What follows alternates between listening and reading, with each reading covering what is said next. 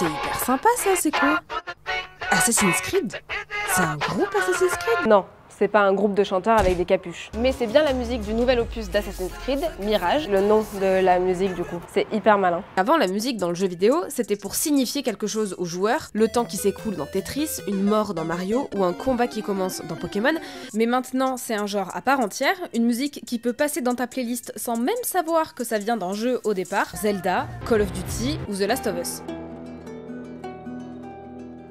Et ils font même appel à des artistes qui viennent pas du tout du jeu vidéo, genre One Republic, 40 millions d'auditeurs mensuels, avec Mirage, qui est vendu comme un single à part entière de leur prochain album.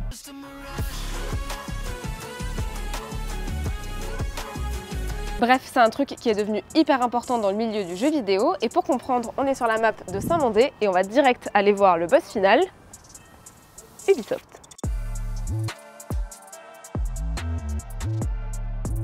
One Republic, Mirage, et c'est le premier résultat. Ça fait plaisir. Il y a 30 ans encore, la musique dans le jeu vidéo était synthétisée par la machine. C'était la machine elle-même, les petites consoles de jeu, les petites chipsets qui produisaient les sons, ce qu'on appelle le rétro gaming, qui a donné des courants musicaux d'ailleurs, rétro gaming, 8-bit, etc.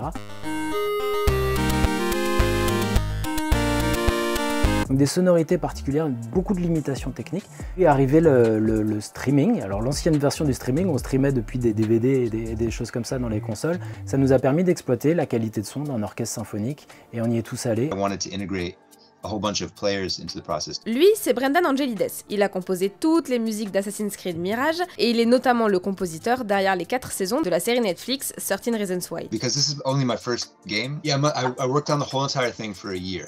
And to be completely honest, I was not familiar with all the other AC music. I received just visual imagery and a general aesthetic for the whole entire game that allowed me to dive into working on the first demo, of seeing the player running around in different environments and trying to get a sense of the different places and the different types of vibes that we would be wanting to capture. Là, le jeu se passe à Bagdad en 861, donc il fallait faire une musique cohérente avec l'époque. Non, pas ça du coup. This game takes place a long time ago, but then there's a sense of futurism, sci-fi kind of component to this also.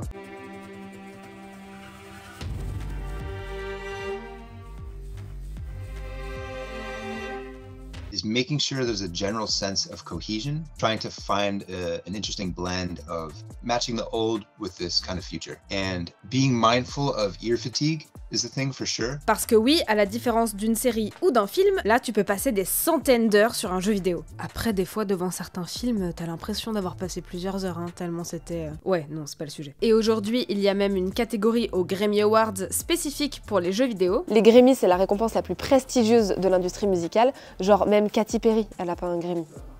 I am sorry, Katy, but coup dur quoi. Et d'ailleurs, la première bande-son de jeu vidéo à avoir reçu un Grammy, c'est le dernier Assassin's Creed, Valhalla, avec The Dawn of Ragnarok.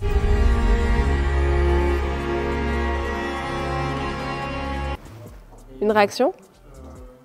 L'industrie du disque, qui déjà s'était énormément rapprochée de nous depuis des années, nous regarde maintenant avec encore un petit peu plus d'intérêt. Ça devient un vecteur pour les maisons de disques, pour les artistes. En fait, les jeux vidéo deviennent des plateformes pour découvrir les artistes de demain. Une bonne musique des jeux vidéo, c'est une musique qui, lorsqu'on va l'écouter plus tard sur un Spotify ou autre, nous replonge évidemment dans l'expérience de jeu, dans les émotions qu'on a vécues en tant que joueur, joueuse, en jouant au jeu.